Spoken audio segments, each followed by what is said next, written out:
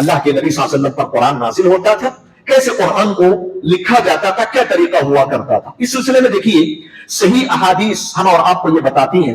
حضرت زید بن ثابت رضی اللہ تعالیٰ عنہ بیان کرتے ہیں, اللہ کے نبی صلی اللہ علیہ وسلم جب تک زندہ تھے ایک جگہ قرآن کو جمع نہیں کیا گیا تھا. ایک جگہ الگ الگ قرآن موجود تھا, الگ الگ جگہوں پر قرآن لکھا گیا تھا, لیکن ایک جگہ جو ہے اللہ کے نبی صلی اللہ علیہ وسلم کی زندگی میں جمع نہیں کیا گیا تھا.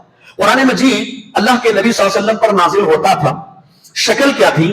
جب قرآن کی کوئی آیتیں سورتیں نازل ہوتی تو اللہ کے نبی صلی اللہ علیہ وسلم بعض صحابہ اکرام کو اس کی ذمہ داری سونپی تھی کہ وہ قرآن کی سورتوں اور آیتوں کو لکھیں گے, ان کی ذمہ داری تھی. بہت سارے صحابہ ہیں, ان میں سر فہرست خلفائے اربعہ ہیں, ابو بکر صدیق رضی اللہ عنہ, عمر رضی اللہ عنہ, عثمان رضی اللہ عنہ, علی بن ابی طالب رضی اللہ عنہ, اور ان کے علاوہ ابان بن سعید بن العاص, اس کے علاوہ حضرت معاویہ رضی اللہ تعالی عنہ, اور بھی ایک صحابہ کی تعداد آپ کو ملے گی جن صحابہ کو اللہ کے نبی صلی اللہ علیہ وسلم نے وحی کو لکھنے کی ذمہ داری دی تھی اور وہ وحی لکھتے تھے. ہوتا کیا تھا, اللہ کی طرف سے جب جبریل علیہ السلام قرآن کی آیتیں اور سورتیں لے کر آتے تھے, اللہ کے نبی صلی اللہ علیہ وسلم زید بن ثابت کو مثلا حکم دیتے تھے کہ اے زید یہ قرآن کی آیتیں نازل ہوئی ہیں, سورتیں نازل ہوئی ہیں, اس کو لکھو, فلاں فلاں جگہ لکھو. حضرت ابو بکر کو حکم دیتے, عمر کو حکم دیتے. اس طریقے سے قرآن کو لکھا گیا. زید بن ثابت رضی اللہ تعالیٰ عنہ بیان کرتے ہیں کہ قرآن مجید کو کہاں کہاں لکھا گیا نبی صلی اللہ علیہ وسلم کے دور میں.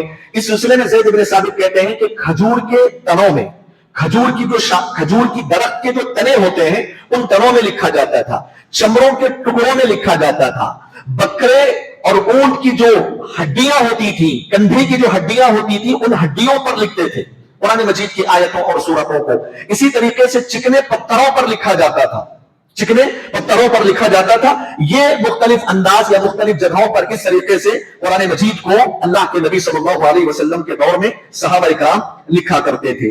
اسی طریقے سے لکڑیوں پر بھی لکھا جاتا تھا. لکڑیوں پر جو ہے, چمڑوں کے ٹکڑوں پر, کھجور کے درخت کے تنوں پر, بکری یا اونٹ کے کندھے کی ہڈیوں پر, چکنے پتھروں پر وہی کو لکھا جاتا تھا.